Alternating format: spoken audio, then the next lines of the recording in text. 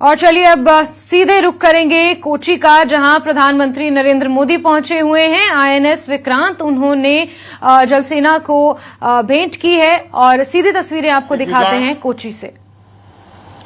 और इस कार्यक्रम में जुड़े मेरे प्यारे देशवासियों, आज यहां केरला के समुद्री तट पर भारत का हर भारतवासी एक नए भविष्य के सूर्योदय का साक्षी बन रहा है। आईएनएस विक्रांत पर हो रहा ये आयोजन विश्व क्षितिज पर भारत के बुलंद होते हौसलों की हुंकार है।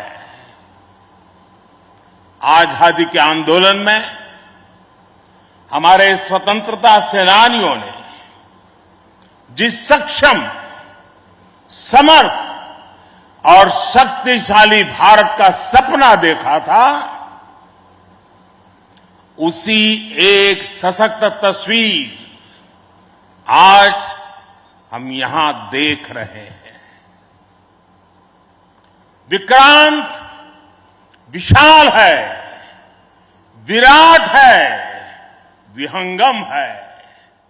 विक्रांत विशिष्ट है, विक्रांत विशेष भी है।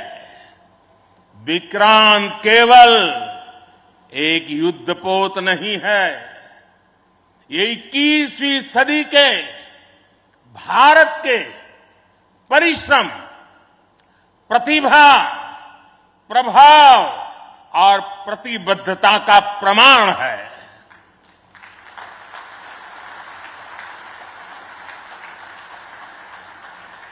यदि लक्ष्य दुरंत है, यात्राएं दिगंत है, समंदर और चुनौतियां अनंत है, तो भारत का उत्तर है विक्रांत।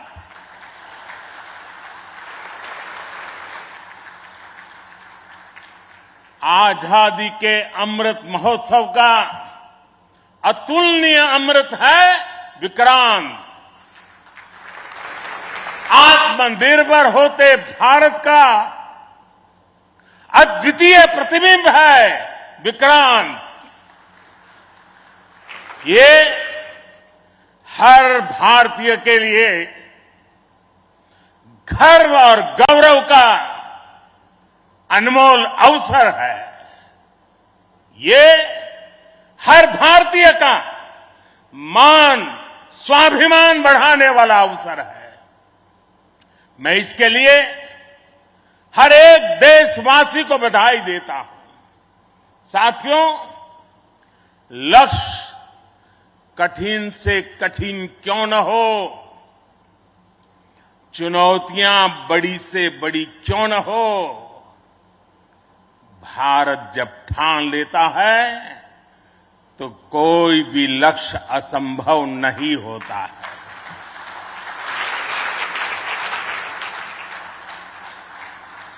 आज भारत विश्व के उन देशों में शामिल हो गया है जो स्वदेशी तकनीक से इतने विशाल एयरक्राफ्ट कैरियर का निर्माण करता है। आज आईएनएस विक्रांत ने देश को एक नए विश्वास से भर दिया है। देश में एक नया भरोसा पैदा कर दिया है। आज विक्रांत को देखकर समंदर की ये लहरें आह्वान कर रही है, अमर्त्य वीर पुत्र हो, अमर्त्य वीर पुत्र हो, दृढ़ प्रतिज्ञ सोच लो, प्रशस्त पुण्य पंथ है, प्रशस्त पुण्य पंथ है। बढ़े चलो, बढ़े चलो, बढ़े चलो।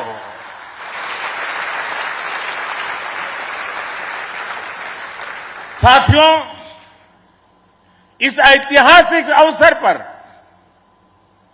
मैं भारतीय नौसेना का कोचिन शिपयार्ड के सभी इंजीनियर्स, वैज्ञानिकों और मेरे श्रमिक भाई बहनों का अभिनंदन करता हूं, जिन्होंने इस सपने को साकार किया है। केरला की पुण्य भूमि पर देश को ये उपलब्धि एक ऐसे समय पर मिली है जब ओणम का पवित्र पर्व भी चल रहा है।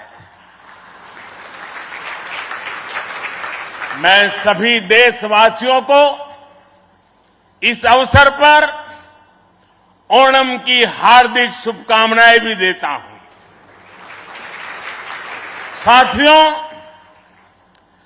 आईएनएस विक्रांत के हर भाग की अपनी एक खूबी है, एक ताकत है, अपनी एक विकास यात्रा भी है। ये स्वदेशी सामर्थ्य, स्वदेशी संसाधन और स्वदेशी कौशल का प्रतीक है। इसके एयरबेस में जो स्टील लगी है, वो स्टील भी स्वदेशी है।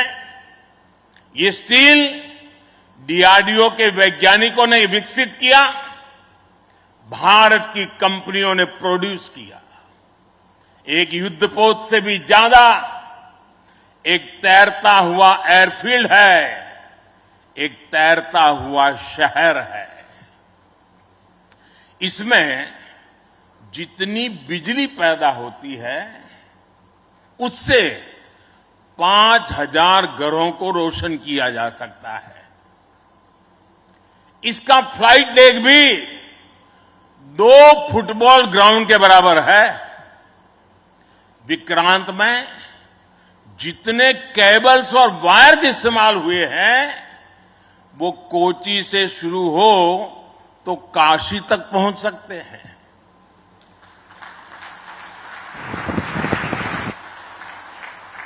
ये जटिलता हमारे इंजीनियर्स की जीवटता का उदाहरण है।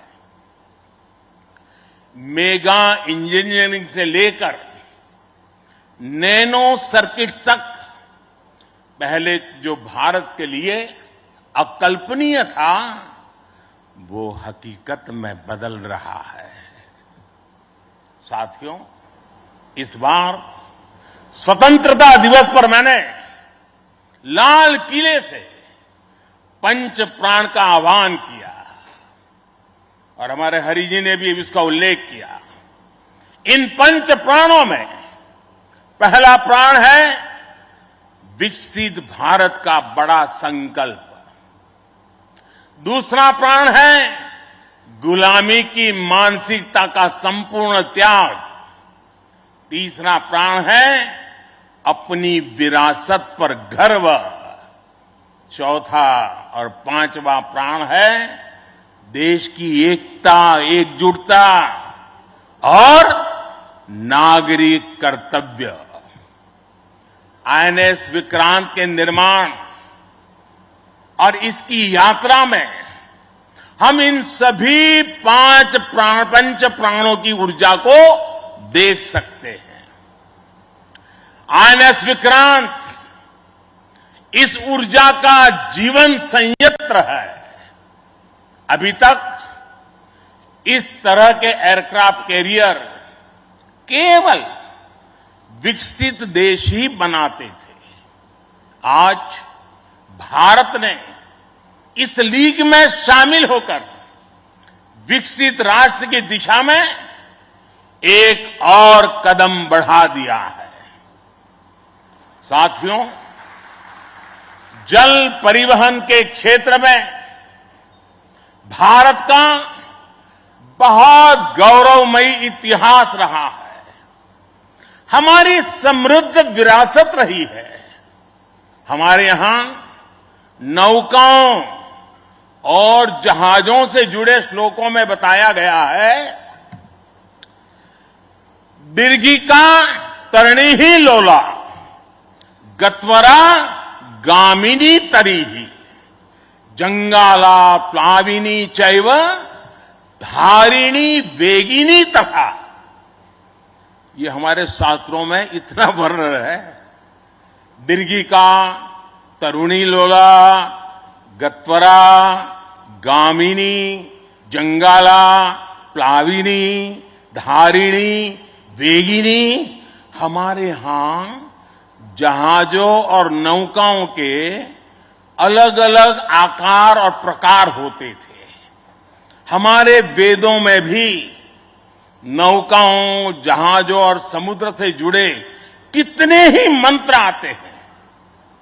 वैदिक काल से लेकर गुप्त काल और मौर्य काल तक भारत के समुद्री सामर्थ्य का डंका पूरे विश्व में बजता था।